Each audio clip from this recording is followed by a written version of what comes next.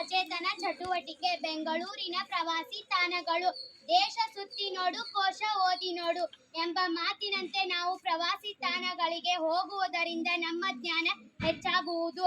ಇಂದು ನಾವು ಬೆಂಗಳೂರಿನ ಪ್ರವಾಸಿ ತಾಣಗಳ ಬಗ್ಗೆ ತಿಳಿದುಕೊಳ್ಳೋಣ. ಬೆಂಗಳೂರು ಎಂಬ ಹೆಸರೆತ್ತಿದ ತಕ್ಷಣ ನೆನಪಾಗುವುದು ನಾಡಪ್ರಭು ಕೆಂಪೇಗೌಡರು.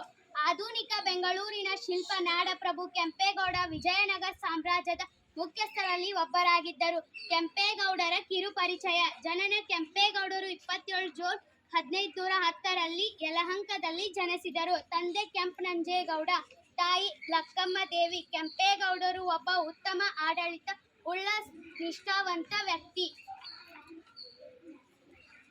ಬೆಂಗಳೂರಿನ ನಿರ್ಮಾಣದ ಹಿನ್ನೆಲೆ.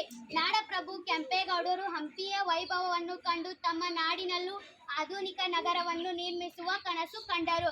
ತಮ್ಮ ಕನಸಿನಂತೆ ಕೆಂಪೇಗೌಡರು 1537 ಬೆಂಗಳೂರು ನಗರವನ್ನು ಕಟ್ಟಿದರು. ಬೆಂಗಳೂರು ನಗರ ತನ್ನದೇ ಆದ ಕಲೆ, ಸಾಹಿತ್ಯ, ಸಂಸ್ಕೃತಿಯನ್ನು ಬಿಂಬಿಸುವ ನಗರ ಆಗಿದೆ. ದೊಡ್ಡ ನಗರವಾಗಿ ಬೆಳೆದು ಈಗ ನಮ್ಮ ರಾಜ್ಯದ ರಾಜಧಾನಿಯಾಗಿದೆ. ಇವರೇ ನಮ್ಮ ಕೆಂಪೇಗೌಡ. ಬೆಂಗಳೂರಿನ ಪ್ರವಾಸಿ ತಾಣಗಳು. ನೆಹರು ತಾರಾಲಯವು ಇದು ವಿಜ್ಞಾನದ ಅದ್ಭುತಗಳನ್ನು ಪರಿಚಯಿಸುವ ಸ್ಥಳ. ಈ ತಾರಾಲಯ 1989 ನಿರ್ಮಾಣವಾಯಿತು. ಇಲ್ಲಿ ನಾವು ವಿಜ್ಞಾನದ ಖಗೋಳ ಮತ್ತು ಸೌರಮಂಡಲದ ಬಗ್ಗೆ ಕುತೂಹಲಕಾರಿಯಾದ ಮಾಹಿತಿಯನ್ನು ಪಡೆಯಬಹುದು. ನಂದಿ ಬೆಟ್ಟ. ಈ ಬೆಟ್ಟವು ಸಮುದ್ರ ಮಟ್ಟದಿಂದ 4800 ಅಡಿ ಎತ್ತರವಿದೆ. ಆದ ಕಾರಣ ಈ ಬೆಟ್ಟದ ತುದಿಯಿಂದ ಸೂರ್ಯೋದಯ ಮತ್ತು ಸೂರ್ಯಾಸ್ತವನ್ನು ನೋಡಲು ಕಣ್ಣಿಗೆ ಹಬ್ಬ.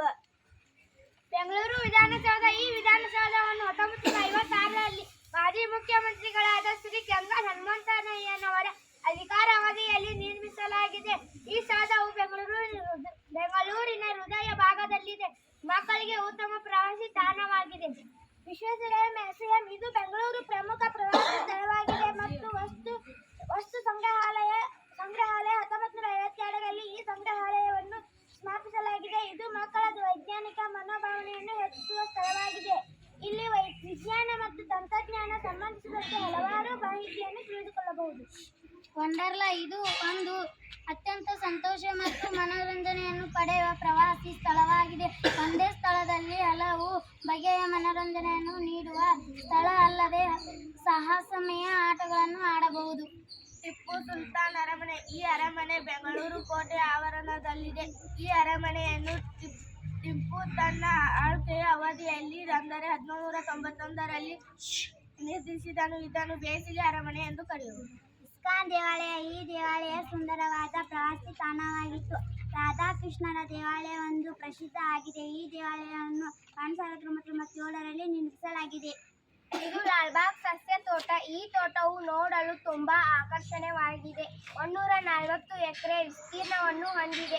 ಈ ತೋಟದಲ್ಲಿ ಅನೇಕ ವಿವಿಧ ಸಸ್ಯಗಳನ್ನು ಮತ್ತು ಹೂವುಗಳನ್ನು ನೋಡಬಹುದು. ಇದು ಬನ್ನೇರುಘಟ್ಟ ಜೈವಿಕ ಉದ್ಯಾನವನ. ಈ ಉದ್ಯಾನದಲ್ಲಿ ಸಿಂಹ ಮತ್ತು ಹುಲಿ ಸಫಾರಿಯನ್ನು ನೋಡಬಹುದು.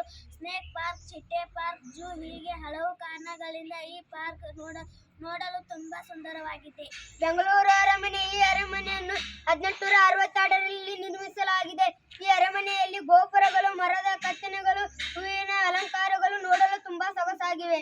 ಕಬ್ಬನ್ ಪಾರ್ಕ್ 300 ಎಕರೆ ವಿಸ್ತೀರ್ಣವನ್ನು ಹೊಂದಿರುವ ಪಾರ್ಕ್ ಇದಾಗಿದೆ. ಈ ಪಾರ್ಕ್ನಲ್ಲಿ ಸುಂದರವಾದ ಕಾರಂಜಿ ಮತ್ತು ಸುಂದರವಾದ ಕೈತೋಟವನ್ನು ಹೊಂದಿದೆ. ಪ್ರವಾಸಿ ತಾಣವಾಗಿದೆ. ಧನ್ಯವಾದಗಳು.